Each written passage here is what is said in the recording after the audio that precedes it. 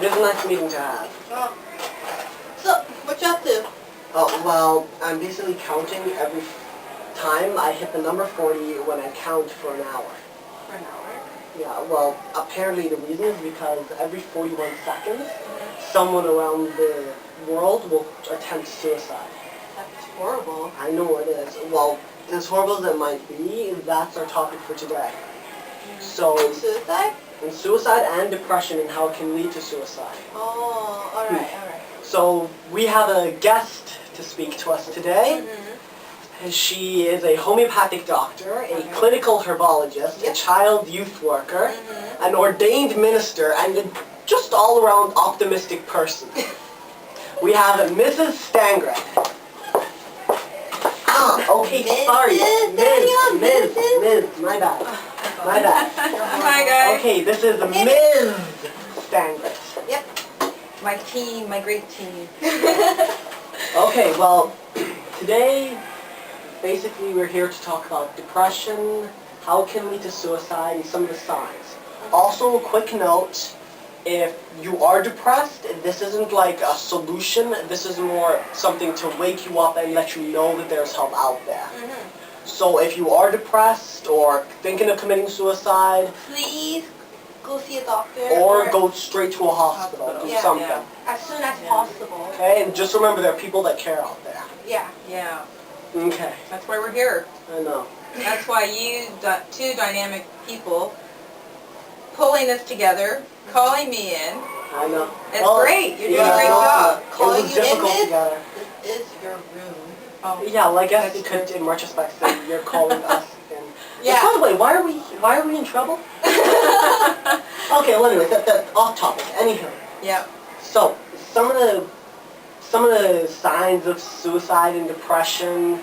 Well, tell me about this, Daniel. You started Oh, yeah. calculating numbers, and you made a statement that was pretty shocking.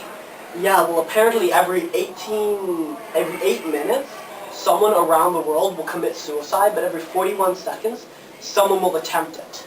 So if you were to think, and just divvy it up, if these are our friends, like our neighbors, the people that we might just pass by in the street. Are your students, your friends here at school? Yeah, This is what, about a 14? like in our school, it's about 1,500 Yeah, students, say about 1,500, yeah. 300, I believe, Yeah, that's a lot in this school. will be Yeah. contemplating suicide and actually attempt it. How many? About 300, I believe. 300. When you do the math. Holy, that's like a whole school. I know. That's it. Those numbers are shocking. And that might not even seem like a lot, but you'd be very surprised to just think of how many people you just pass by and documented the amount of times you pass them by every week. Yeah, I understand that, but another thing is that what leads to suicide? I mean, depression, I think? Well, not only depression, but also people might be in a situation where they're not able to get out of it. Like, let's say they have a gambling problem, like my friend. Oh, perfect example. One of my friends, his dad had a gambling issue. And he made like a bet with a loan shark, things didn't go down right, he lost the money, his legs are going to get broken. So either way, he basically lost the house, Oh, sucks. couldn't go home to face his wife, and they found him basically trying to commit suicide. They found him on the edge of a bridge. That's horrible. He couldn't pay off the debt. It's like $60,000. He couldn't pay it off. Oh. It's a place where people go within themselves, where there's that shamefulness or that the feelings of disgust, or they just don't see a solution for it. Yeah. They can't face people. Oh, so that's the reason why, like, they can't even, like, go up to, like, anyone and talk about it? Yeah, they don't want to talk about it because they're ashamed of what they've done, or ashamed of what people might think, because some people don't understand. Like if you say, I'm depressed, this is why, some people might not see it through your eyes and say, okay, like let's pretend you are getting a bad mark and you're depressed because of it. Well, I could say, oh, well, that's not that bad. I mean, I've gotten worse. But from your standard, the way you see it, that mark went from up here to down here. That's like a real blow. Yeah. Which was really true, but let's continue. Yeah, moving on with life. No need to bring your academics into it. But you're right. People get to a point where they don't feel that there's a way out, but there is. Yeah. And when we get to a point where we're feeling we want to commit suicide, or we're getting into a state of making a poor choice, that is the time where we have to put the brakes on. We have to say, okay, I'm not thinking straight here. If there is nothing, and I'm going to repeat, nothing that cannot be solved.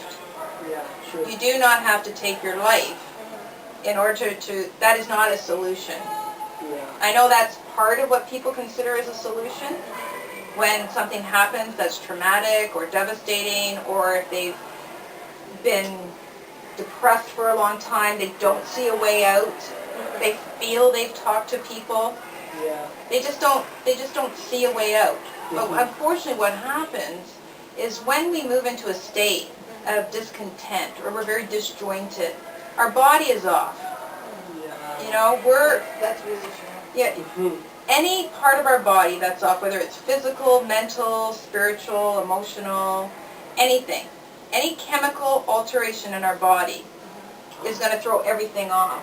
So I want to emphasize to people that when our bodies are just slightly off, it can affect our judgment to such a degree that the results, such as suicide, are devastating. Horrible. Horrible, confounding to people, traumatic, and suicide, you know, it's permanent. It's sad. It gets to a point where, But if they never thought about suicide, isn't there anything else that would like affect them not doing suicide at all? Like, Well, you see people like us who actually raise awareness to the stigma, or even the Tammy Coalition, that try to reduce the stigma to things, because some people might be depressed because they're getting made fun of because they have certain mental illness that they don't even know they have. yeah. absolutely. Yeah. But another thing, our teacher was asking us this question in class, and I couldn't figure out the answer. I really wanted to ask you. He said, okay, what is the difference between being depressed and clinical depression? And Very almost good everybody in question. the class said it was the same thing, like there's no difference. Yeah. So do you What know, is the difference? So do you know the answer to this? Yeah, but I'm going to throw something out there. There's when we all get depressed, right? Have you ever felt sad? Yeah. You know, Like all there's the time. states of sadness. You know, I feel down, I feel sad, I feel Yeah. lethargic, I'm tired, I'm feeling a bit lonely. You know, we all go through those phases, especially in adolescence. Yeah. Yeah. Okay, you know, adolescence is a really exciting time because there's a lot of things that are changing Yeah. in us, in our True. bodies, right? When we're an adolescent, we're going from the concrete into the abstract. Yeah. Okay, we're going from the fact to the magical. And you know, this is a time when there's a lot of passion and a lot of feelings, Yeah. right? When You you, know what- say going from fact to magical, you don't mean like a... No. Okay, that's another topic for Yeah, another that's day. another topic. That's drug addiction that we can talk about. No, that's, I think, in, what, 2 months? Yeah, we'll do that in about a couple months. Okay, So, anyways. consumers?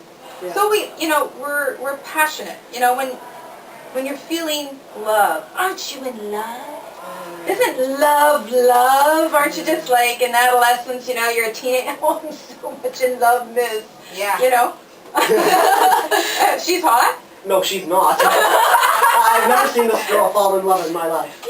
Maria, we gotta find Maria. I know, we need to find Maria somewhere. Yeah. And your soulmate. It must be. Yeah, you know, but our senses, they're elevated. You know, they're stimulated, they're elevated. You know, when you're sad, aren't you like really sad? Isn't it the worst thing that could happen? Don't you think the world's coming to an end when you're upset? Like, Oh, yeah. all the burden is all... Oh, everything. Don't you feel like you just, there's no You way can't- out? yeah. Been there, done that. You know? Yeah, it's horrible. But there's a continuum. There's a continuum of sadness. And the difference between just being sad and moving into depression is that it lingers. It's more of a constant. Oh. Okay? And then from a constant, just a depression, we're moving into sort of a depressive state, we can move into clinical depression. And that's called anhedonia. Okay? What's an anhedonia?